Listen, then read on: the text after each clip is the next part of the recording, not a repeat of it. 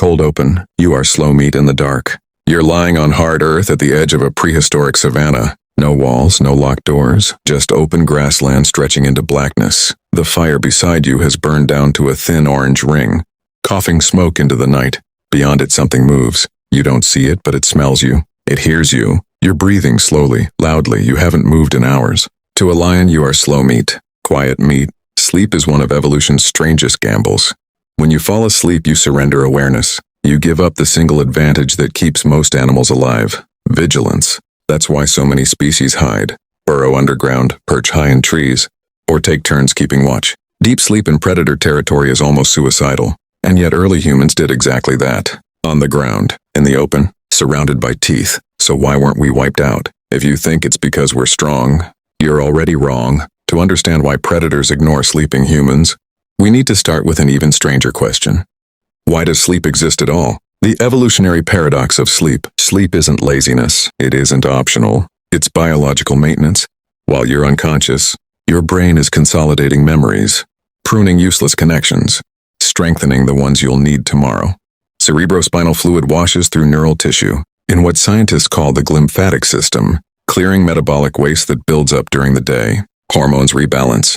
Cells repair. Every complex animal studied so far sleeps in some form. But here's the problem. Sleep makes you helpless. So nature compensates. Dolphins shut down one hemisphere of their brain at a time and keep swimming.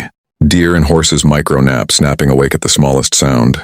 Birds perch high above the ground out of reach. The rule in the wild is simple.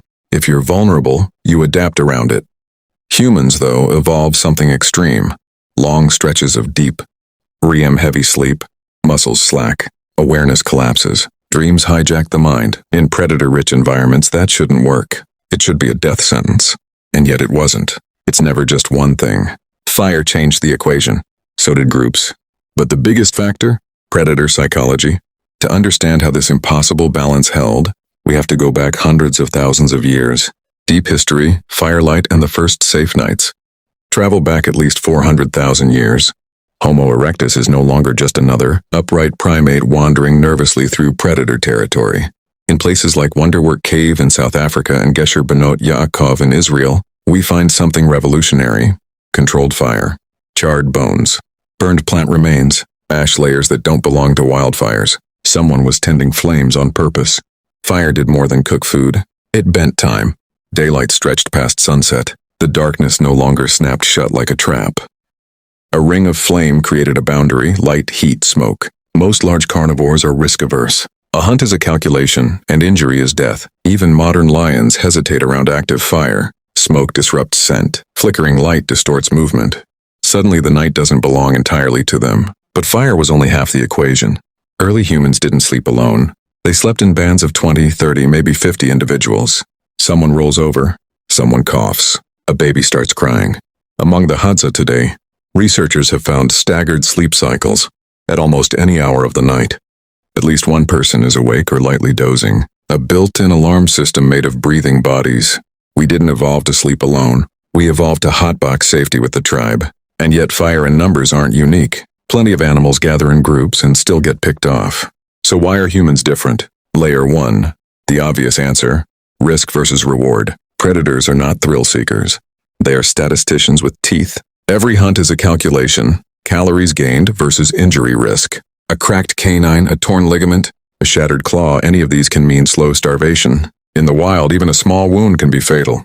So hunting isn't about courage. It's about probability. Now picture a cluster of sleeping humans. Not one body, but 20, 30, close together. Even unconscious, they're surrounded by the smell of smoke. By embers, by scattered stones and sharpened wood.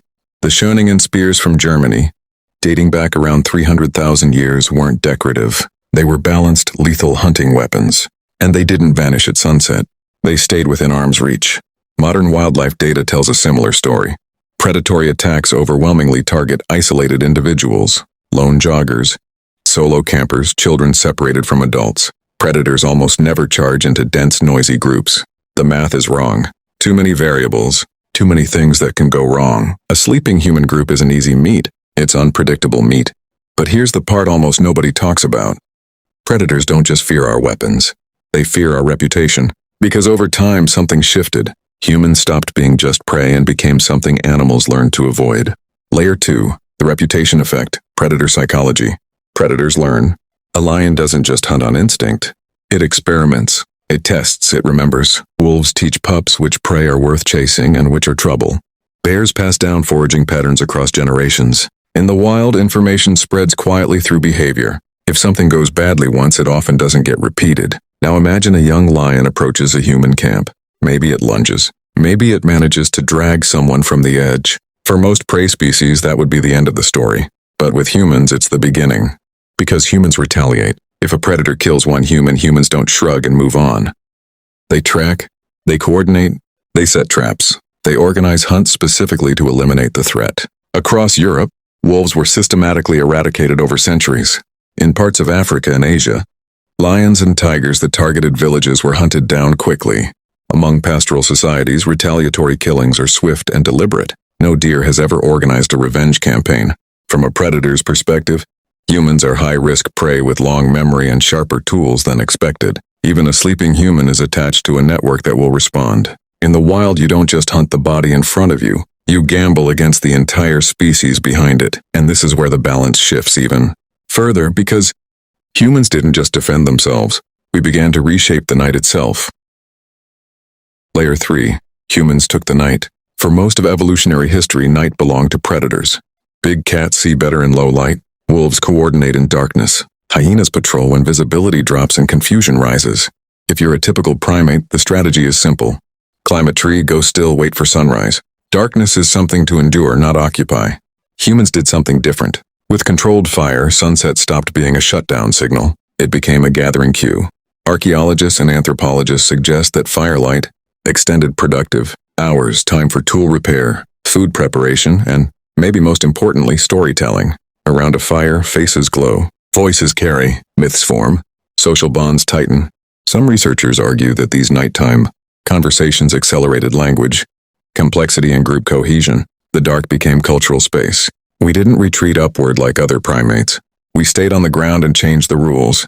Predators rely on controlling the sensory field, moving unseen, unheard, unsmelled. Firelight disrupts that. So does smoke. So does a cluster of talking, laughing, coughing humans. Even when asleep, camps are thick with scent, ash, and bodies packed close together. Stealth collapses in that environment. Here's where it gets weird. We didn't just survive the night. We turned it into our territory. But if humans engineered this ancient safety net, why does a dark room still make your heart beat faster? Modern contrast, safe houses, ancient brains tonight. You'll probably sleep inside a climate-controlled box. Doors locked, windows sealed, streetlights glowing outside. Maybe there's an alarm system humming quietly in the background. In most developed regions, the odds of a wild predator breaking in are so low they're almost laughable. Statistically, you're safer from lions than from your own staircase. And yet, turn off the lights and listen. A small noise in the hallway. A shadow that seems to move. That prickling sensation of being watched. That's evolutionary mismatch. Your nervous system was calibrated for open landscapes and uncertain darkness. Hypervigilance at night wasn't paranoia. It was insurance. Sensitivity to strange sounds, unease in pitch-black rooms. The instinct to check the perimeter.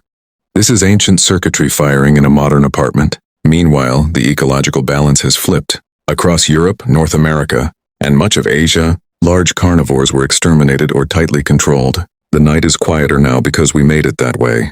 This is where things start to go off the rails.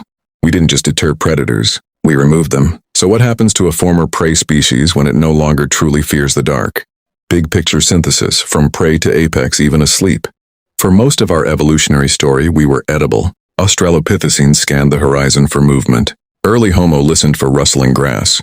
Big cats, hyenas, massive birds of prey. These weren't abstract threats. They were recurring characters. For millions of years, we survived not by overpowering them, but by out-coordinating them, and then slowly the relationship inverted. Fire extended our reach. Cooperation multiplied our strength. Weapons amplified our fragile bodies. Memory, both individual and cultural, meant that every mistake could become a lesson shared. We didn't grow claws. We built systems. Over time, predators stopped seeing us as routine prey and started seeing us as dangerous variables. Sleeping safely, then, isn't proof that we're physically dominant. It's proof that we're collectively intelligent. Even unconscious, you are buffered by layers of protection. Once it was a ring of tribe members around a fire. Now it's walls, laws, infrastructure, wildlife management, entire cities humming through the night. The same instinct that kept someone half awake, beside glowing embers, now builds security systems and emergency services. It's the same reflex scaled up. You fall asleep because thousands of generations engineered the right to close your eyes. So tonight, when you turn off the lights, closing reflection, closing your eyes. Tonight you'll lie in bed, the door is locked. Your phone is charging on the nightstand. Streetlights cast a faint orange glow through the curtains. Somewhere outside, the world keeps moving, but you'll drift off anyway. It feels private, almost trivial, just you and your thoughts dissolving into dreams. But sleep is one of the most social acts in human history. You close your eyes because you trust invisible. Layers of protection, walls built by strangers, power grids maintained by crews you'll never meet, laws enforced by people on night shifts. Long before that, it was tribe members keeping watch beside embers. You are never truly sleeping alone. Predators don't ignore sleeping humans because we're harmless. They ignore us because we're dangerous, together.